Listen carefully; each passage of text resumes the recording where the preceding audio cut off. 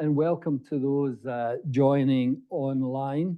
This is session 2, Shaping the Future of Young People, and it focuses on young people at risk of homelessness, experiencing rental stress or poor housing conditions, the experiences of young people leaving care, and the challenges facing people trying to buy their first home. Each of the speakers will have 5 minutes, and we just have to be as careful as we can with the length of the initial submissions, that everyone wants to actually make a contribution, and we have to think that through. So I'll give you a nod if it's going a bit over time, but I can understand why it would, given the issues that we're dealing with. At the conclusion of the session, I will summarize what we've heard and draw it to a close. Before we get started, I want to now acknowledge and thank all our speakers here and online. And I also want to take the opportunity to remind our participants that some of the topics covered may be heavy and that we can take a break at any time. If you need to stop, step out of the room or turn your camera off, please feel free to do so. So I think we are on now with our first speaker. I think it's Maddie. So, hi, my name's Maddie and I live in the Inner West. Obviously today we're here talking about the current housing crisis. Most of my life was a housing crisis, as it has been for the working poor for the last 25 years or so. And I know that it's now that it's massively affecting the middle class, I think it's finally getting the attention that it's always deserved. So I've had an unusual trajectory through the housing systems. I lived my first 18 years in rundown public housing and then renting, always in rental stress in the private market for another 11 years. For the last 3 years, I've been very fortunate to be in a stable housing situation. I own a 2-bedroom apartment with a mortgage, thanks to my partner's parents giving us a substantial deposit. I feel intense guilt about that and the fact that so many of my friends and others in our communities are struggling and don't have that stability. And I know that it's just completely not fair. The public housing house that I grew up was in southwest Sydney, and it was in shocking condition.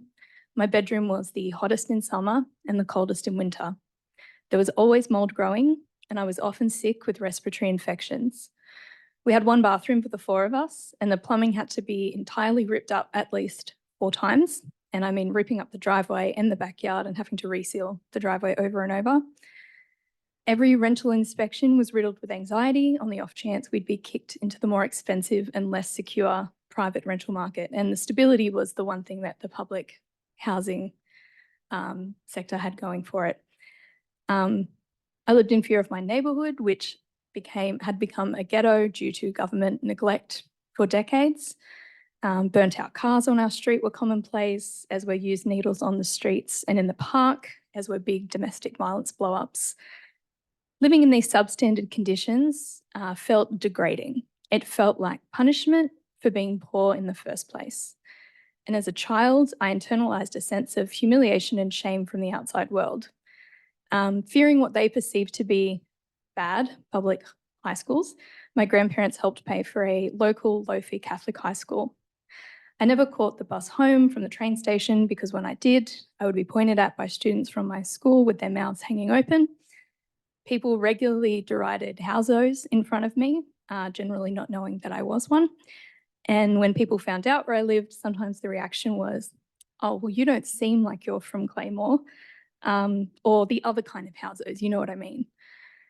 As I approached 18 and looking for work, I was encouraged to use a family member's address that not only didn't live in Claymore, but in Campbelltown altogether, because some people had experienced getting through to job interviews more often once they fudged their address. And all of my family was in Campbelltown and Liverpool, so that was no help whatsoever. When in the private rental market, I had to defer uni because my share house room price went up and I didn't have enough money from my casual job and youth allowance while studying full-time. It took 18 months for me to get back and another year to complete my degree. Parts of the floor and the wall in my room in that share house were unsealed and had open cracks to the outside, which made it absolutely freezing in winter. I had to forego medical appointments that I really needed until a few years later when I landed a higher paying job. Arguably, the time I most needed to see a psychologist was the time when I could least afford to. As it turns out, poverty and housing insecurity are really bad for your mental health. And in these circumstances, poor mental health is a healthy reaction to an unhealthy situation. When renting a one-bedroom apartment with my partner, we had a strata committee member, not the strata manager or the owner, just a committee member, force his way into our home to inspect the work a plumber was doing on a big leak in our kitchen because he wasn't convinced that the issue was as bad as we'd claimed. On another occasion, when I refused him entry, he screamed at the top of his lungs outside our door and had a screaming match with a real estate agent he'd called up. I was at home alone and I felt so unsafe. I went to the police to seek help, to see what my options were, but they just had zero interest. They didn't even take my name or details down. And there are so many other examples, and I can go into more of them later, and especially also around some recent experiences of my friends in the last couple of years. But even now, I know that I'm physically safe and financially secure in my home, but I don't always feel it. My body is still trained to believe that the rug could be pulled out from under me at any moment, or that something could happen to risk our safety. And I'm frustrated by these feelings because I know it's currently and actively so bad and so much worse for so many people, and I'm not in that category anymore. Although I am back to missing some medical appointments due to now being in mortgage stress. But right now, when it comes to young people breaking into the housing market, the challenge and the solution to buying your first home is generational wealth. You either need to have generational wealth yourself or you partner up with someone who does, and that's it. That's how perverse our housing system is. And I think that as a society, we can do better and we have to do better than that. Thanks. Thanks very much, Maddie. And I'm not sure we've got Tyler online. Behind. Yeah, I'm here. Hi, Tyler. Could you just give us your views on where you're at? Thank you. Sorry, I'm Tyler. I use he and they pronouns. I'm 25 years old and I'm participating in the People's Assembly in my capacity as a lived experience advisor and advocate. I want to warn you that my story may be heavy and hard to hold. I've included details that may be triggering for people in the room with lived experience, especially with homelessness, family violence, discrimination, and abuse. I've lived in a lot of places that didn't feel like home. I've been 1,000 people, one for every occasion, but none just for me. I spent my formative years learning how to break myself to fit in, to be safe, to get through. And now I have to learn who I am when no one else is in the room to make me someone or something else. All my mother wanted was a perfect daughter. She wanted a daughter who was compliant, quiet, someone who never spoke back. She wanted someone to marry the perfect husband and give her the perfect grandkids. She wanted a daughter nothing like me. When I came out to my family as queer at 16, I had never seen my mother so angry. I look back now and I wonder if that was the moment she decided to arrange conversion therapy, or if it was less simple for her, if she remembered for even a moment that I was her child. I wanted to leave. I planned it out over and over again on nights that I would lay awake, bruised and bleeding, but I didn't have a bank account. I didn't have transport. I didn't have any safe family that I could turn to. I'd been couch surfing to avoid my mother's abuse since I was 13. I knew how to survive, but I was a child and I was afraid. At 21, I left to save my life. From the age of 21, I experienced periods of street homelessness, broken up by couch surfing and time and temporary crisis accommodation.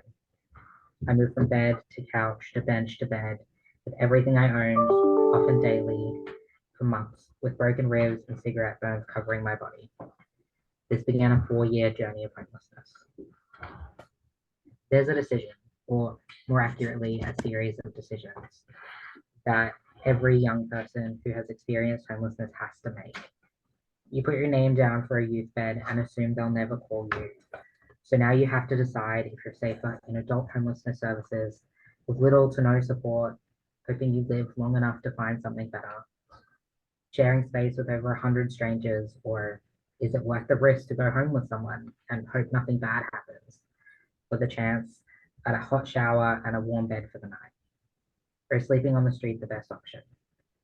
The way young people make those calculations change if they're queer or femme or a person of color. It's a constant stream of what ifs and worst cases to keep yourself alive, and it's exhausting. Young people are trying to make it through the day until we can find a pathway into secure housing, but there are no housing pathways accessible to young people. And for those of us who are overrepresented in the homelessness and services, this puts us at risk of long-term homelessness, mental health stress, and continued disengagement with education and employment. By the age of 25, I had moved to a new state to find safety and security and had been living in a 6-week crisis accommodation for 1 year with no housing plan, no housing outcome in sight, a notice to exit, and a housing plan that consisted of finding a safe park to sleep in. Being homeless had a significant effect on my mental health. I'd experienced several life-altering traumas and had nowhere to process them. I made attempts on my life, and when taken to the hospital, I was stitched up in emergency and shown the door while still bleeding because once admitted, the hospital can't discharge you into homelessness. I had no access to consistent mental health support because I was constantly moving out of catchment areas, and I was very aware that the hospital wouldn't help me. This led to a sense of hopelessness and a feeling of invisibility that still sits with me today. There is no continuity of care for people experiencing homelessness. I had 7 different housing workers, which means I had to tell my story 7 different times. Each worker told me the same thing. I needed the disability support pension or NDIS, and I was on youth allowance or job seeker at the time to be considered for properties because even affordable housing was unlikely to consider me unless I was earning more. I was referred to short-term adult shelters and rooming houses, applications that were unsuccessful due to my age, but would have been unsuitable even if they were successful. But those were the only options available to someone on my income. I applied to the Department of Housing and Community Housing, applied for existing share houses, attempted to form share houses with friend groups. I looked at private rentals that can't afford to rent on my own. But housing is more than just acquiring a house. It's also a life skill. The young people coming from complex backgrounds don't always get taught. No one taught me what to look for in a house, or what my rights were as a tenant, how to manage a budget or cook nutritious food. And that's a place where the current housing model continuously falls down. We don't account for the situation young people experiencing homelessness are coming from. When I first left my family home, I needed more than a stable roof over my head. I needed support. I needed housing options that are trauma informed, that recognize the impact homelessness and mental health have on each other, and have space for growth and learning. I needed a space to learn what safe relationships and healthy boundaries look like, how to manage my finances, and what's expected of me when managing a tenancy and a home. Life skills like cooking and cleaning and accessing transport. And I was lucky enough to find that in a crisis accommodation with an incredible worker who taught me how to feel safe. And she saved my life. But she was the exception, and that should be the rule. And I'm happy to touch more on that later. Well, thank you very much, Tyler. Do we have Maddie? Oh no, Maddie's here. Is it Brody? Oh, Imogen? Sorry. Sorry, Imogen. Hi. Hi, I'm Imogen and I'm a proud Kamilaroi woman. I'm 24 and I'm from a small regional town in Victoria, approximately 200 k's from Melbourne. At the age of 14, I had to leave home due to family violence. There were no services in my rural area, so at the age I travelled to Melbourne alone. I spent the 4 following years moving between friends, family and sleeping rough. Homelessness services were not accessible until I was 18 that I was aware of. Relocating so young meant I had to lose my childhood, grow up and make decisions that no child should ever have to make. And because I had no guidance growing up, it meant that when I had a house, I hadn't been taught how to maintain it, which led to further risk of homelessness. At the age of 20, I experienced intimate partner violence marked with significant physical, emotional, financial, racial, and coercive control. To ensure my immediate safety, I needed to acquire secure housing and support to begin my healing journey. This was important to me to receive culturally appropriate support for some understanding of my experience of intimate partner violence and its cultural connection to the intergenerational trauma. I couch surfed for a while, receiving some emergency relief support and informal support from community and family. However, at the time it was unstable, unpredictable, and unsafe. I did not meet my basic needs at time. I made the decision to leave my hometown to travel to Melbourne, where I had no informal support network. I found culturally specific mental support through Headspace, which led connection to the only youth specific access point, Front Yard. The Front Yard touch point was able to provide immediate, sorry. Some water. The Front Yard touch point was able to provide immediate case management and shortly after a crisis accommodation at an MCM refuge for a 6-month period. Due to the Front Yard holistic model, I was able to receive integrated health and legal support. After a period of rapport building and recovery, I was ready to connect with a therapeutic family violence support to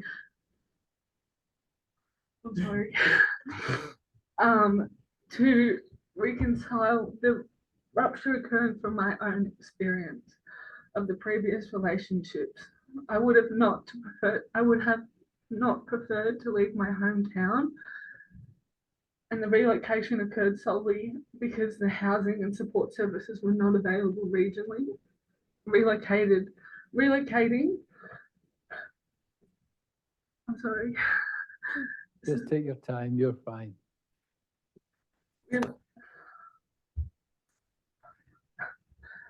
Sorry.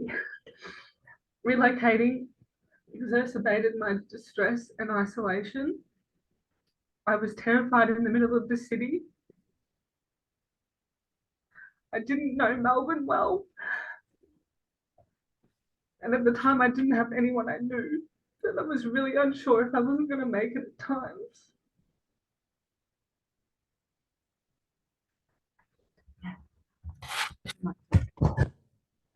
So, yeah, just take your time. Yeah, Imogen's gonna take a break and step outside in a minute. Okay, that's fine. We might now just go to some questions. Brody? Yeah. Brody. Hey, how's it Can you hear going? me? Yes, Yeah, I good, can. thanks. Okay, Brody, we're happy to hear from you. No worries. Thank you for taking the time to hear my story today. My name is Brody. I'm 22 as of today, and I live in regional New South Wales. I had been in statutory out-of-home care, which is also known as foster care, since 2003 until 2020 when I turned 18. During my time in care, I moved from placement to placement until mid-2019 when I had a placement breakdown. I was then placed in an emergency placement with my foster care agency telling me the likelihood of finding a placement for a 17-year-old was slim and that I would remain there until I turned 18. With no hope of a placement and the dreaded leaving care age being just under a year away, along with the stressor that is the HSC, I was extremely at risk of not having housing or not being able to afford to continue my HSC due to my birthday being in May, and this is prior to me finishing year 12. I was debating having to give up my education to take on a job to ensure that I could live, afford housing and food after aging out of foster care. Due to what seems like sheer luck, in August of 2019, the New South Wales Premier's Youth Initiative, also known as PYI, had a meeting with my foster care agency about another young person in their program. During this meeting, the program manager at the foster care agency used me as an example of a young person in the program who was doing extremely well whilst battling adverse conditions. For some context, the New South Wales Premier's Youth Initiative, PYI, is a support service for young people leaving statutory out-of-home care who are identified as being vulnerable to experiencing homelessness on exit from care. The program aims to build the long-term capacity and resilience of young people in order to permanently divert them from the homelessness service system. And this is through a combination of personal advice, education, employment mentoring, transitional support, and subsidised accommodation. So again, by what seemed to be luck, the Premier's Youth Initiative had identified me as being eligible for their program, but had been unable to locate me as the foster care agency I was with changed not long before. PY quickly engaged with me and we started searching for rental properties as part of their subsidised accommodation section within their program. After around a month of searching, luckily, a small local real estate agent and the property owner said they would take a chance on me. Prior to this, I had been knocked back from other properties due to my age, or that the PYI would have a head lease on the property. Upon moving into this property, the PYI and my foster care agency set myself up with furniture, assisted me with groceries and my bills, and enabled me to complete my HSC. I was also supported by PYI to learn living skills, such as budgeting, cooking, and this enabled me to just focus on my HSC and get that done. Then in late 2022, the owners of my rental property listed the unit for sale, and I began the search for a rental property that I could afford. Unfortunately, my local area had become extremely unaffordable since COVID-19. I then started the hunt for a share house arrangement with a few of my friends. Even with 3 years of rental history for myself and all the applicants having full-time, well-paying jobs, we were knocked back by our age from real estate. In December, I had almost given up searching in my local area and was looking at moving out of my hometown to anywhere I could afford. And this would mean I'd be hours away from my support network and I'd have to find a new job. Again, by an absolute chance of luck, a co-worker's physiotherapist mentioned to her that he had been trying to rent out his 3-bedroom home, but had no luck in finding applicants. My co-worker arranged for a showing of the property directly with the owner. I viewed the property and then 2 weeks later had signed a lease with the real estate that had previously told us it would be we would be unlikely to get approved for homes at our age. Thankfully, due to my previous experience renting with the head lease, I was set up with the skills to be able to navigate a bond, signing lease paperwork, and all the accompanying stresses to do with a lease. My previous real estate and PYI provided me with a glowing reference, and I have remained in that rental since February 2023 until now. I'm no expert in solving issues faced by young people leaving care, but I think that continuing to fund programs like the Premier's Youth Initiative and expanding those programs to catch more young people leaving care, especially for those who are at risk, and not allowing young people like me to have to rely on luck. Thank you again for listening to my story of complete luck and the success of a government-funded program that saved me from homelessness. Thanks. Good, thank you. We might now just go to some questions. Let's Sure. go. Yeah, let me kick off, and I'll just signal Imogen, thank you so much for the written submission that you supplied, which was Yeah. Seem to go off. yeah.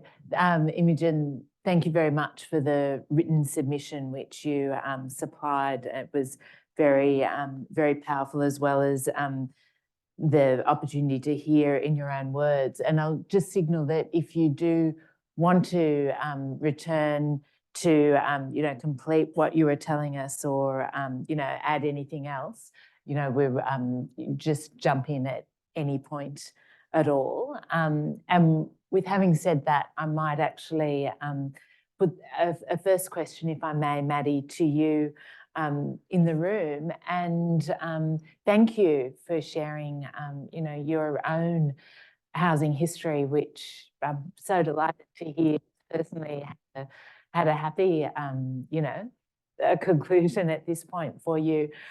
If we could return to your experience living in public housing, and I think it was really an important point that you made, that your home was very poorly maintained, it was stigmatised, you felt at risk in your neighbourhood. And yet, we know, unfortunately, that governments are using this stigmatisation and a disinvestment even in social housing as an explanation for why it's being sold. What impact would that have had, on you, perhaps if you were in the private rental sector, if that public housing unit hadn't been available? So I think we would have ended up in the private rental market, and we had friends from primary school who, they had 5 kids and they lived in a neighboring suburb, and they were in a 3-bedder, and they got an eviction notice and had to move within 2 weeks, and they ended up having to move maybe 20 minutes away, but definitely in a different school catchment. And it was a huge stress to them. And other people who, that we knew in the private rental market were in that situation. So it was always a saving grace that we, at the very least, weren't going to be kicked to the curb. At the time, growing up, public was a dirty word. Public housing, public schools, public transport, don't get me started. It was all seen as unreliable and run down and just doesn't work. As I have come to understand the world more, as I grew up, I've done a complete 180 on that. As we've learnt that privatisation just never makes anything more efficient. I just don't think you can hold the profit motive at the same time as, in housing, giving someone a secure, stable, affordable place to live. And the same holds true with public transport and whatnot as well. That becomes privatised in Australia. So if public funding actually met the need, all of those services and goods would be great equalisers for people to access higher quality education, services, jobs and homes. But it was very much the suburbs were built with some kind of idea at the start in the 70s that it would be affordable, and then the services just never appeared. The local shops down the road, there was a guy who owned the newsagent. He got robbed and beaten up 3 times. It was awful going down as a kid and seeing this guy, black and blue eyes and cuts and whatever. And he eventually had to move. He's like, I'm just not safe being here. The supermarket there was mostly empty shelves. So you always had to go outside the suburb to get anything of any quality. And, the pizza places wouldn't do pizza deliveries to our suburb and all that sort of thing. So it was very much like, let's ostracize them. That suburb is gone. My old house is, flattened. And unfortunately, it's not flattened for more social housing. It's flattened for private housing. And I was sad to see my childhood home. Last time I saw it, it was ready to be bulldozed. I wasn't sad to see the building really go, aside from sentimental memories. It was more that it was a terrible house, and it should have been rebuilt better. And if it were social housing, quality social housing that was rebuilt, I would have been so happy to know that people were at least getting a better quality place. But I saw it and I was just like, where's everyone going to go though? Like, social housing is just getting demolished across Campbelltown and most local government areas. And kind of devastating because people still need affordable homes, and it was all bulldozed to, make more money. Thanks, Maddie. We may have an opportunity to return to some of those themes, but I am mindful of time, so I'll try and be swift and efficient in my questions so that we can hear from all of you. I did want to actually ask Tyler for a moment. And Tyler, if I've understood correctly, and also thank you as well for your written submission, which I had the opportunity to read as well. But I understand that you now to more stable rental circumstances, which I'm so delighted to hear. Could I ask you to share with us a little bit about what that means now for you in terms of your finances, your health, and in terms of looking to the future? Sure. So I'm currently living in public housing, and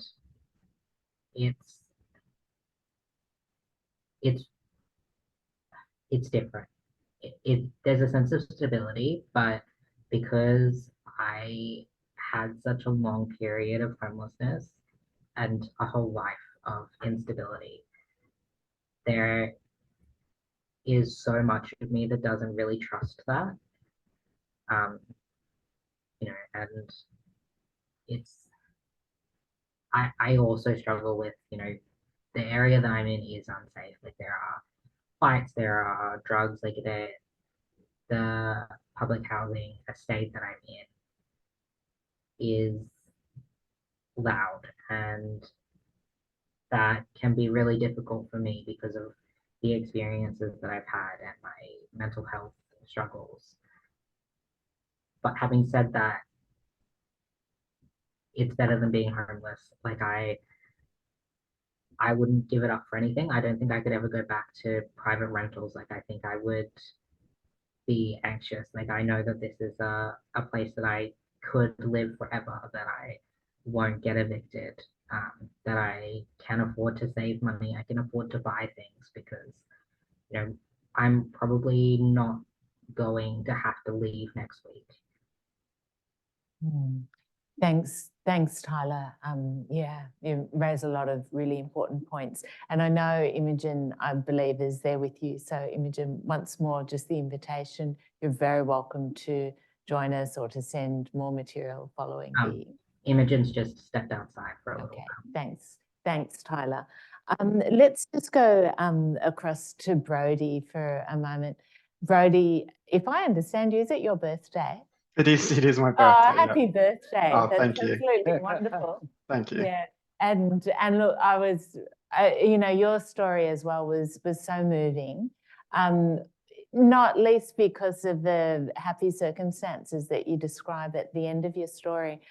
But at the same time, it was so much defined by luck, as you've said.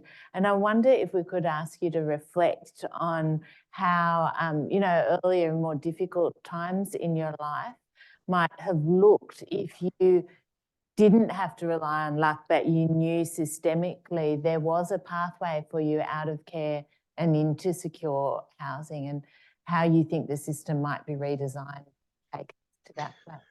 I actually work in the industry now, so I am seeing some changes happening. We now have semi-independent living sort of programs.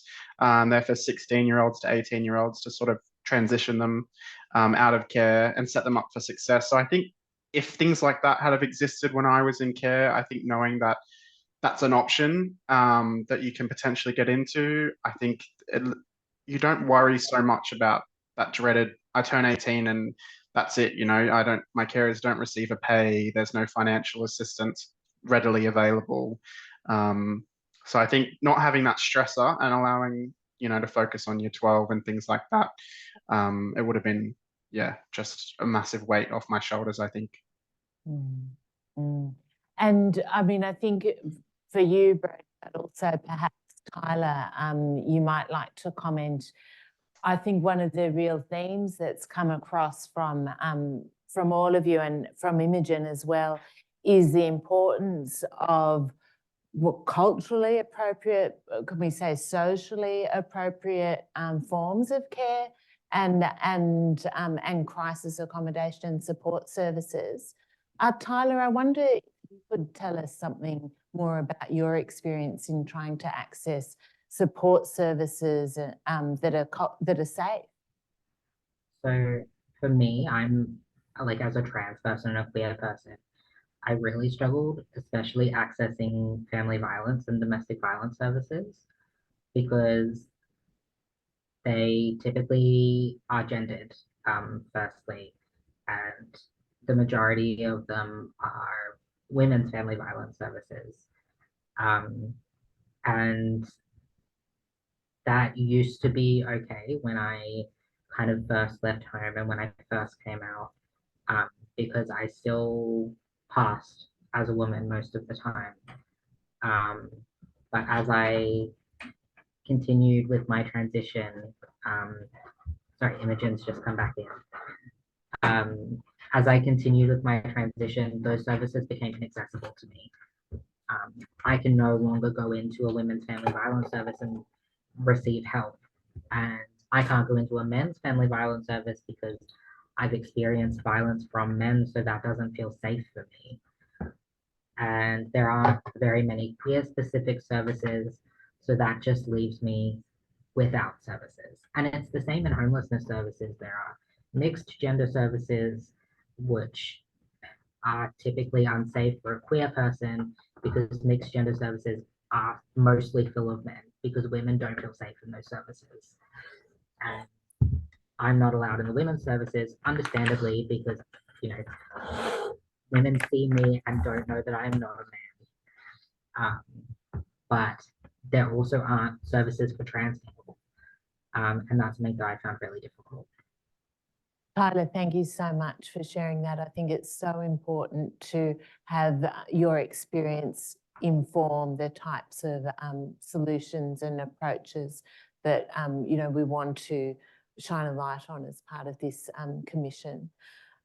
Knowing that Imogen is there, Imogen, I just want to extend the invitation to you either to continue where you left off or share anything else that you would like to put before us. I had actually finished my statement, so I'm pretty good with that, but I'm happy to answer the questions. So Well, it would be wonderful if you could share with us some further insights around that issue of culturally safe and appropriate services and housing options. Well, the culturally safe spaces that I had entered, it allowed me to actually feel identified. When I went into services that weren't very culturally appropriate or culturally aware, it made me feel like I couldn't identify and actually tell my story and who I was, because obviously that like the family violence comes from like the intergenerational trauma and stuff. So the reason leaving home, it's very, in my experience, it's very culturally like led in that way.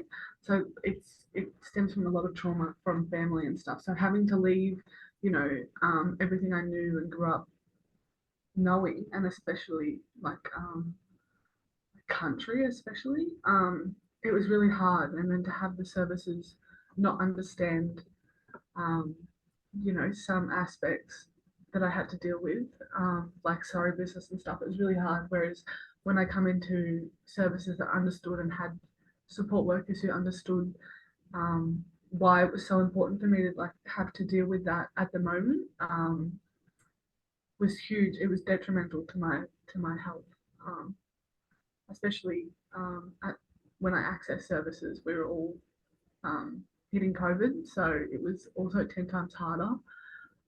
You know, to have to go home to country to deal with some of the things I had to. Whereas in the services that I was supported, it was so detrimental.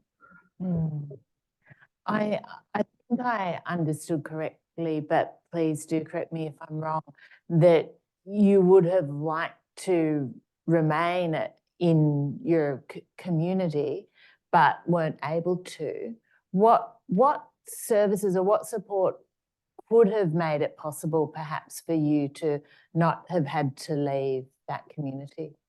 I think having all the housing services we have in my hometown are only for adults or the kids with their mother. You know, we have the houses that you are allowed to go into, but you have to be there with your mother. And that's the hard part because, you know, us kids aren't looked at as their own person that's having to deal with this and having to leave situations without support from family or you know, mother or father or whatever it may be. So it's super hard to even access those, especially when you're like as young as I was 14. I was literally a child. So I was just always turned away, and I had to go back into unsafe situations, which made it 10 times worse to be able to leave those situations. Yeah, thank you, Imogen. That actually brings up a really important theme, which is the theme of this session. And I think all of you have touched on this, and that is the specific difficulties that young people face, either being ineligible for certain programs because they're too young or then because they're too old. I'd invite any of you to offer a perspective on that, but perhaps starting with Maddie. So, I mean, there's the question of ineligibility, which I think the other speakers could probably speak to more than I can. But I would say that sometimes even the programs you're eligible for don't match the need that you have. So, yeah, if we look at, rent assistance or youth allowance, it's you can only work a certain amount of hours before your youth allowance or your rent assistance is cut down progressively. But it doesn't take into account the actual, rental costs in Sydney, for example, before they start making those cuts. And it's never enough on its own anyway. Like I always had to do casual work as well. It was not part-time, it was casual. And I think part of that speaks to a problem of a solution not matching the problem. And I've made a habit to revisit what the issue or a problem is whenever there is some government commitment to solve it, ostensibly. And too often it's just divorced from reality. So even with the increase in rent assistance, like the government announced in its recent budget, at its core, it's a subsidy scheme, which means that the money goes in the pockets of landlords and investors. That happens with early childcare subsidies as well. And what we see is then often those childcare providers just up the cost, and the out-of-pocket cost is the same, if not more. The same can happen with rent. It's like intellectually lazy policymaking. And it's all about a good headline, or to say, oh, but we did this. Oh, we're going to build 30,000 affordable and social homes in the next 5 years. In real terms, it's not going to make a dent in the social housing wait list.